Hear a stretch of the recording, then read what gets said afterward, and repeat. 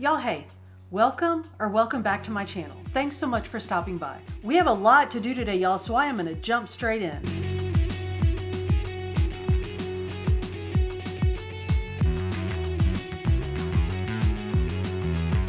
Let me show you what we have. We have some new toys to unbox.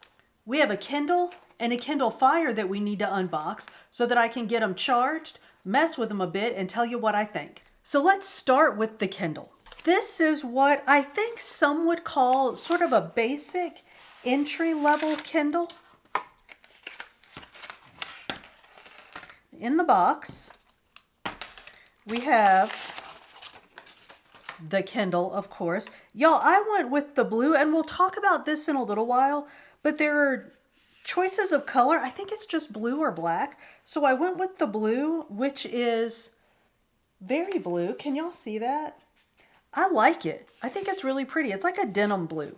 We'll get into the specs when we compare the different Kindle models, but this is the just sort of basic Kindle e-reader with the 6-inch display. In the box, we have, of course, the Kindle. We have a charging cord, which this Kindle, like the others, is USB-C, and the charging port is at the bottom, which you may recall when we talked about the Scribe, and we'll talk about this again in a few minutes. The port on the Scribe is on the side. So this one's in the bottom like the other Kindles. It has a USB-C charging cable. We have the little quick start guide. And y'all, that's pretty much it. This is just your basic Kindle. I'm going to talk about it. I keep saying this. I'm going to talk about it in a little while, but my first impression is it's small. It's like, I don't know, it's almost, I would say, trade paperback size, and I like that. I feel like the Kindles, like phones, keep getting bigger and bigger, and it makes it kind of inconvenient. Like if you're the type person that wants to stick it in your pocket or stick it in a backpack or stick it in a purse and take it with you when you run out or go places, or like if you're a commuter, this would be the perfect size for you, I think. But like I said, we'll talk about that in a little while. This is just the unboxing. So it's out of the box. I guess it's updating. So let's let that update. I'm going to set this all aside. And let's get into this. Y'all, this is a Kindle Fire. It's the HD10 Kindle Fire. And I got the smaller one. I got the 32 gigabyte one. And I'm going to talk about this. But I found it for a good deal on the website Newegg. I got it for, I think, just over $100. Which is a great deal for this device, and it's brand new in the box, as you can see. So I've pulled out the device, and I'm pulling out the sort of inside the box bit. That's it for in the box. So let me set the box aside. And you know what? Let's look at the device first. So let me take off the plastic covering. It is brand new. Sorry, that's an awful noise. Oh, y'all, it's pretty. I have not had a new Kindle Fire in a long time. And you know what I neglected to do? I neglected to buy a case for it. So this is not going anywhere. After this video, I might even put it back in the box until I get a case because, y'all, I am clumsy and dropsy. Guessing that's power. Let's see if that does anything.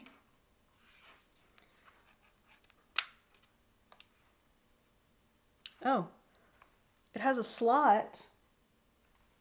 What appears to be a memory card slot. I don't know. We'll have to look into that.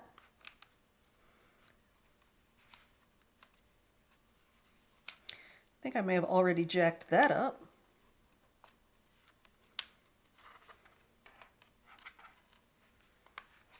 There we go.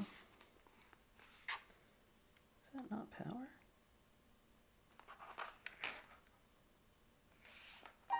There we go.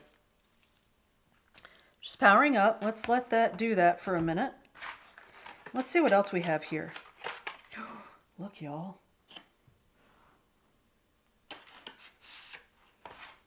Hello, Fire HD10. Oh, look. It's got things to tell us what to do. It's making a lot of noises.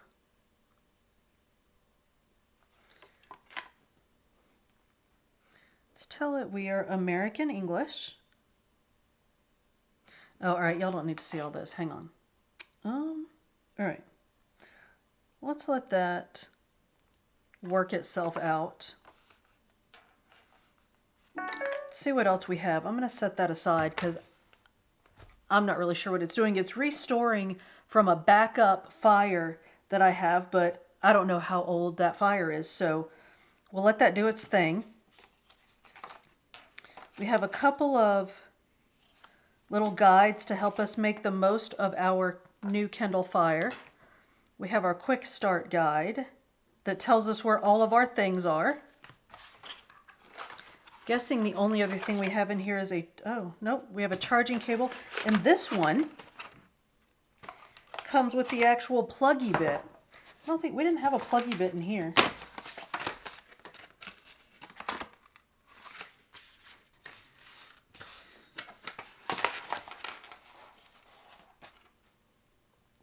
So in the Kindle Fire, the HD10, we got the cord, the plug, quick start guides, and the Fire itself. And in the sort of entry-level Kindle, we got the quick start guide, the Kindle, and a USB-C charging cable. So let me get these charged. Let me get them on my account. I might mess around with the Fire a little bit because the Kindle is a Kindle. I know what it's going to do, but I haven't messed with the Fire in a long time. So maybe I'll play with some Fire a little bit, get an idea of what it does, and then I'll be back and we'll compare the entry-level Kindle, a Kindle Paperwhite, the Kindle Scribe, and the Kindle Fire. Y'all, we have Kindles. So here's what we have. We have the Kindle, Kindle Paperwhite. This is the signature edition, but we'll get into that. Kindle Scribe, and the Kindle Fire, which I'm afraid to pick up because I don't have a case for it. We'll talk about the Kindle Fire kind of separately because it really is a separate animal from the Kindles. So let's start and just talk about the Kindles. We'll talk about the Kindles individually, what each one of them has, and sort of what they don't have in comparison to each other. So let's just jump straight into this, y'all.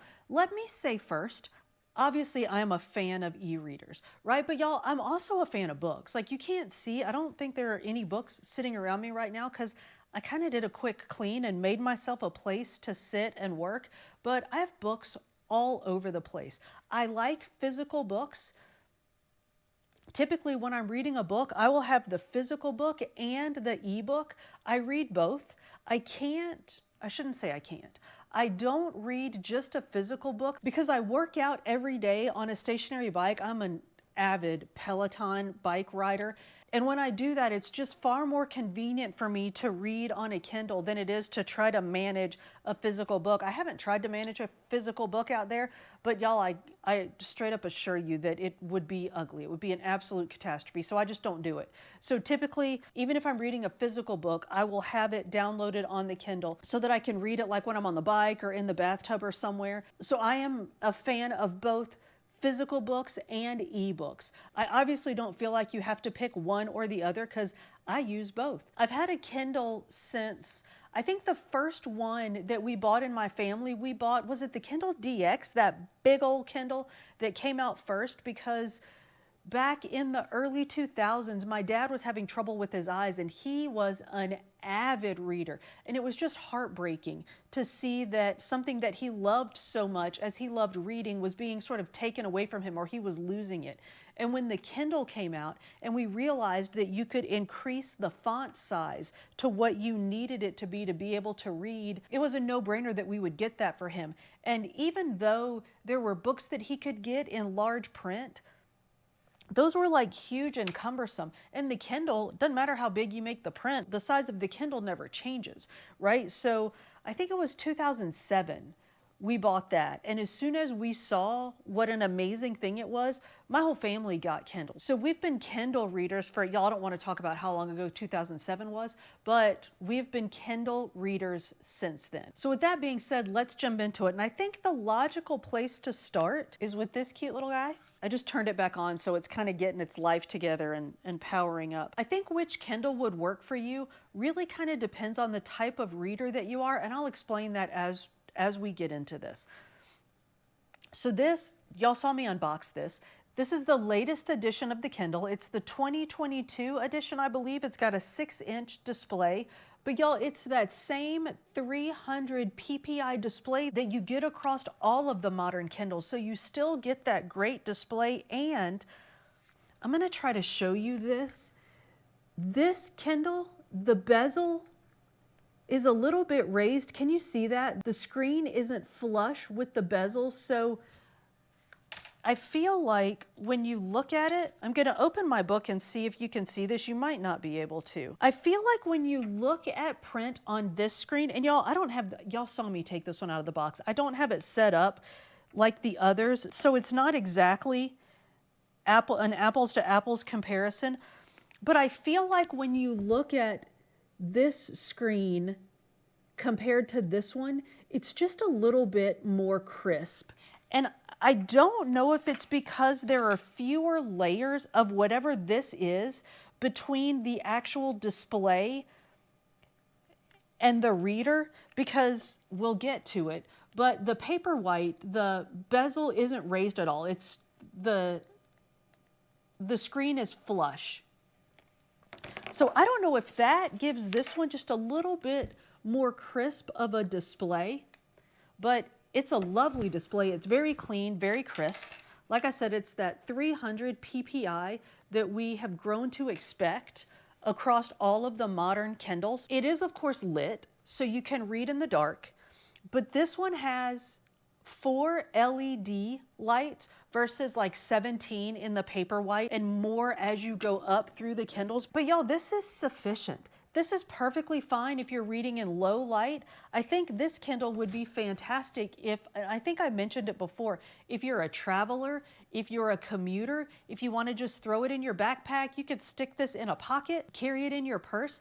It's a fabulous size for that. It's very light. It doesn't feel as sturdy as the other Kindles, but somehow it doesn't feel flimsy to me. I think this Kindle is perfectly fine. If you're getting into the electronic book game, this is a great choice for you. If you're the type of person that likes to have an e-reader to read when you're on the go, just in case you have a break at some point, this is a great reader for that. I think this is just a good go-to anytime reader. Now, there are a couple of things about it. I think I mentioned it's 16 gigs of storage, which is plenty for books. Unless you're storing like textbooks or something big and bulky like that, something with lots of graphics, that should be plenty of storage for you. Has tons of battery life, should last you for weeks. It takes a USB-C charger. I don't know if y'all can see that. Of course, it has parental controls, so if you have a kiddo that you want to use it, you can set parental controls. There's a kids bundle that you can order that comes with a case and some other things that might be an option. If you get that and you don't want to use it for a kid, don't forget to cancel that kid's subscription that comes on it. So y'all, that's the, I don't want to keep calling it like the basic Kindle because I feel like basic is kind of pejorative, and I think this is a great e-reader. So we're just going to call it the Kindle. So y'all, that's the Kindle. Now let's talk about, oh, the other thing. It comes with ads. And if you want to get rid of the ads, so this was the $100 version or $99.99 or something version. To get rid of the ads is like a $20 fee. I'm going to leave them for now. I don't know if they're going to drive me crazy. I haven't had ads on my Kindle in so long that I don't even really remember what I think about them. But you just swipe up to get away from the ad, but they're ads for books, right? So that might be okay. I don't know. I'll let y'all know what I decide about that. So that's the Kindle. Let's talk about the Kindle Paperwhite.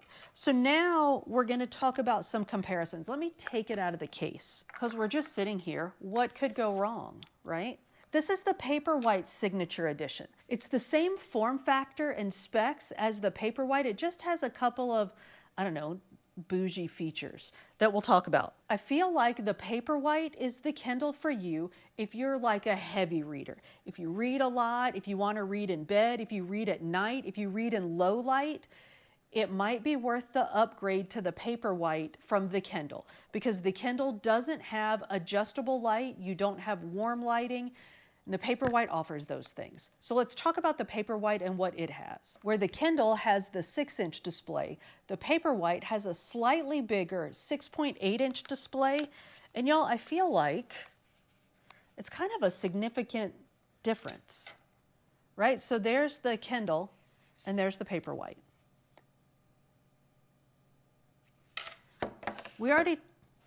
We already talked about how the Kindle isn't flush and the Paperwhite is. So the bezel, the display is flush with the bezel. You might lose some crispness in your image. I don't know, maybe I'm just imagining that, but I don't have a screen cover on my Kindle. This is just like straight up screen. And seeing it beside the Kindle makes me think it might be a little bit less crisp. It's got the 300 ppi display that, again, we've grown to expect across all the modern Kindles. But y'all, the Paperwhite has some features that make reading a lot just a little bit more comfortable. One of the things that it has, I think I mentioned this already, is an adjustable warmth to the light. So I think I have my warmth turned all the way down. I like a white, at least on this one, because this one is the one that I've had out in the garage on the bike. So I like a crisp white light out there in the like garage lighting to read, but you can adjust the warmth of the lighting in your display, and it really takes a lot of the strain off of your eyes if you read a lot or if you read in sort of varying light. It's really nice. Did I mention that you can do Audible via Bluetooth on, you can do it on the Kindle, you can do it on this one. I think you can do it on all of them. So that's kind of standard. Of course, parent controls are standard. The Paperwhites have different storage options depending on which one you get. The Signature Edition, which is what this one is 32 gigs of storage. The regular Paperwhite, I think, is 8 gigs maybe. But again, still, that's plenty of storage.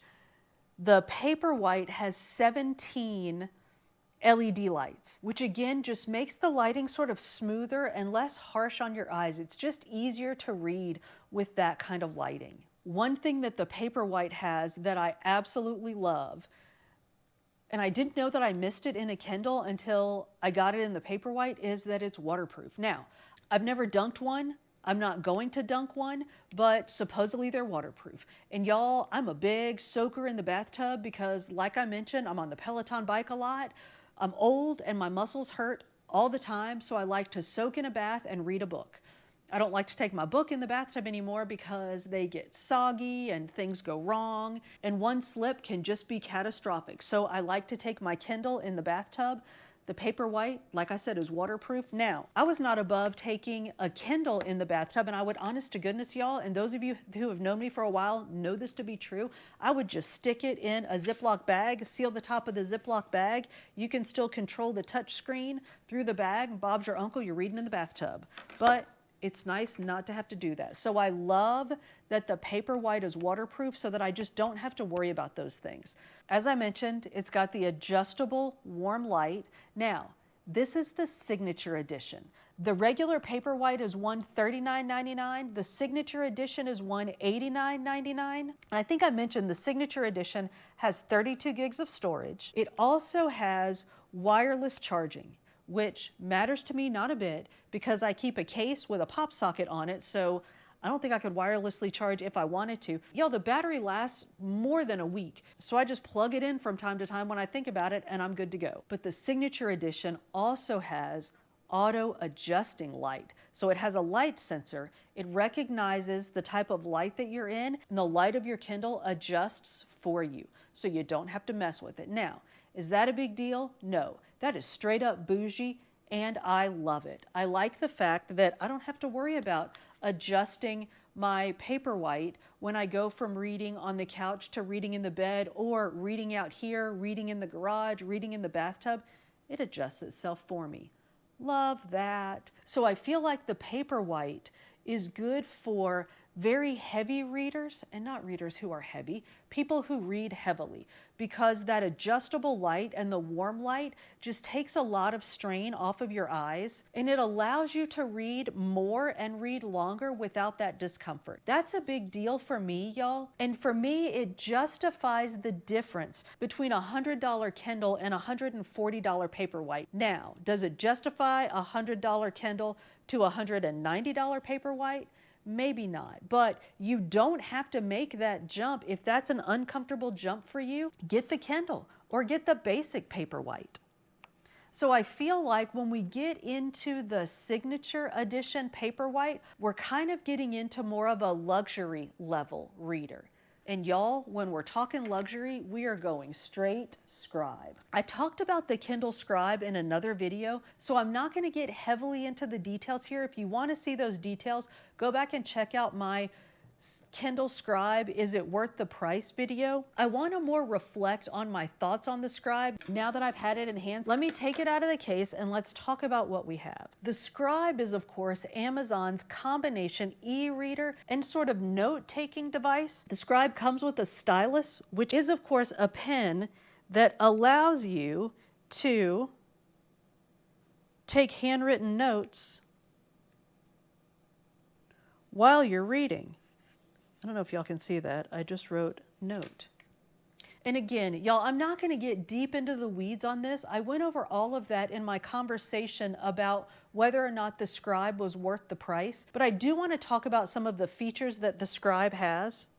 Let me get rid of this note because now it's distracting me. One thing that the Scribe absolutely boasts is this lovely 10.2-inch display. Of course, it too is flush with the bezel. So unlike the Kindle, which again, the bezel kind of hangs over the edge, the Scribe is flush. Does it take away from the crispness? I don't know. Y'all let me know what you think about that. But I do think it's a beautiful display. I love sitting on the couch and reading on the Scribe. And I say that very specifically. I love sitting on the couch and reading on the Scribe. I don't take it anywhere. It's in a case. So my concern isn't really, let me knock on wood. I say this and now something is going to happen to it. But my concern isn't physically damaging the device. It's just big and cumbersome. So if I want to read anywhere other than really on the couch or somewhere very stationary, I want something that's easier to move around with. I don't use it for note-taking. I've had some friends make comments and share information with me that they have used it for note-taking, and they've used it to download PDFs, sign the PDF and send it off, and that goes very well, that it's a very easy process to do on the Scribe, and that's really good to know, y'all. But to me, the Scribe is an extreme luxury version of a Kindle. It's got the 300 ppi display that we've grown to expect, but unlike the 4 LEDs in the Kindle and the 17 LEDs in the Paperwhite, the Scribe boasts 35 LEDs, y'all. Talk about a smooth, even lighting experience from an e-reader. Oh my gosh, I can seriously sit for hours, and I do sit for hours on the couch in the evening and read on the Scribe with absolutely no eye strain whatsoever. Of course, it has warm lighting options and it's auto adjusting. So just like the signature edition Paperwhite, it adjusts on its own, and y'all, it'll adjust while you're reading. So when I'm sitting over there on the couch in the late afternoon as the sun's going down, the light on my Kindle is adjusting. Is that bougie? Yes. Is it luxury? Yes. Do I love it? Yes. So the warm light and the auto adjusting feature of the Scribe just make for a very, like I said, luxurious, enjoyable reading experience. You saw that it rotates automatically, so it'll flip. If you flip it around, it'll flip itself. It does not go from portrait to landscape. At least I haven't figured out how to make it do that. But this, being able to rotate it, is a big deal for writing, right? So I'm right-handed, so I would hold it this way to write. Alex, who's left-handed, would hold it this way. I'm gonna look like a monkey trying to hold a pencil writing with my left hand. But Alex would hold it this way to write, because you don't want your big old thumb on the paper while you're writing. So it auto adjusts when you rotate it. Of course, it has parental controls. You can have Audible via Bluetooth. I think I've said all of these have all of those. Battery lasts forever.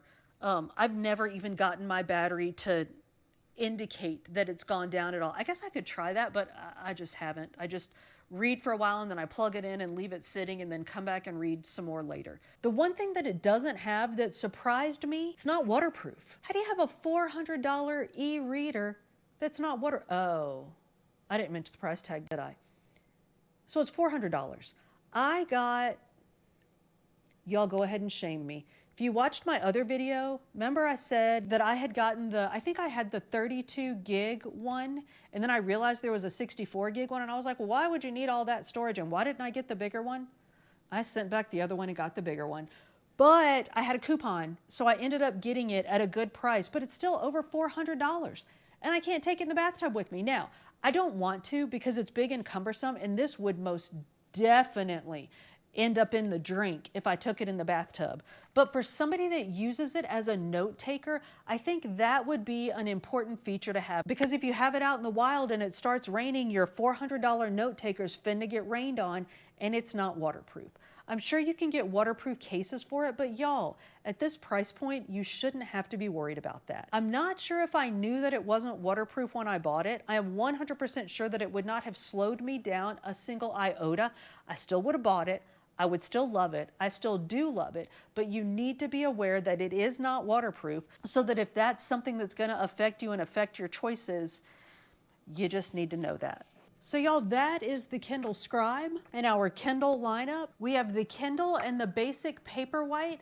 For your regular reader and even volume reader, we have the Paperwhite Signature Edition and the Scribe for your more luxury readers, and the Scribe for note takers as well, or people who need some sort of designated note-taking device.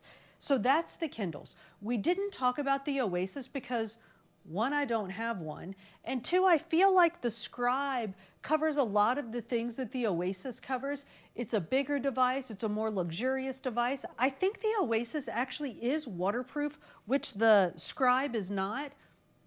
But I don't want to get into the Oasis because I don't have one. I don't know a whole lot about it. So that's one that is missing from my lineup. But y'all, let's move on and get into the Kindle Fire. The one that I got is the Fire HD10. It's regularly $149.99. I think I mentioned that I got it for $100 on Newegg, and it's brand new out of the box. Y'all, this is the 2021 edition of the Fire. There's a 2022 edition that's an 8-inch. This is a 10-inch.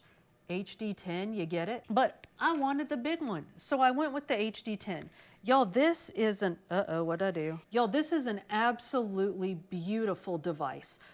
Like I said, it's a horse of a completely different color from the Kindle. This is a full functioning tablet with a 1920 by 1200 display with 224 ppi. It's got 3 gigs of RAM and up to 12 hours of battery life. Now, I've done absolutely nothing with it. Just took it out of the box, so I have no idea how the battery life actually is, but I'm sure it's going to depend on what you do with the tablet. It's USB-C. I think we knew that because we saw the cord that came with it. Y'all, I need to set this thing down because it's not in a case and I'm scaring myself. It's got dual speakers. It's got a front and back facing camera, of course, 2 megapixels on the front facing camera, 5 megapixels on the back facing camera. In short, the Kindle Fire has all of the bells and whistles of a tablet. It's always been a good option for a budget tablet. Just remember that it runs the Fire operating system, which is an Android-based proprietary operating system that Amazon developed. So they, of course, control what you can download and what you can do on it.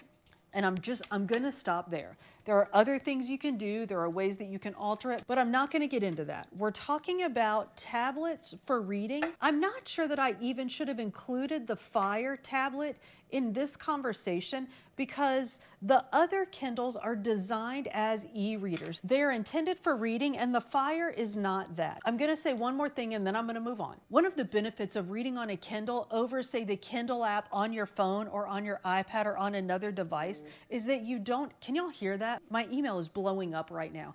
And if I were reading on a Kindle, that would not be happening if my phone wasn't right beside me. But if I were reading on my phone, those alerts would be coming in, obviously, unless I set it to airplane mode or something. Reading on a Kindle allows you to get away from those distractions that you get on other devices. Reading on a Fire probably would not allow you to get away from those distractions. It's a lovely device. I think it's a great option for a low budget tablet. But as far as an e-reader, I think that you're giving up some of the advantages of the other Kindles if you go with the Kindle Fire. So y'all, those are my thoughts on the Kindle lineup. Let me know what you think. Are you reading on a Kindle? Which one do you read on? What do you and don't you like about it? What do you wish you could change? What would you add to the Kindle if you could add something? Y'all, thank you so much for coming to my channel. If you haven't already done so, please like, subscribe, and hit that notification bell. I upload food and fitness videos on Monday with some book videos sprinkled in between. See you on the next one.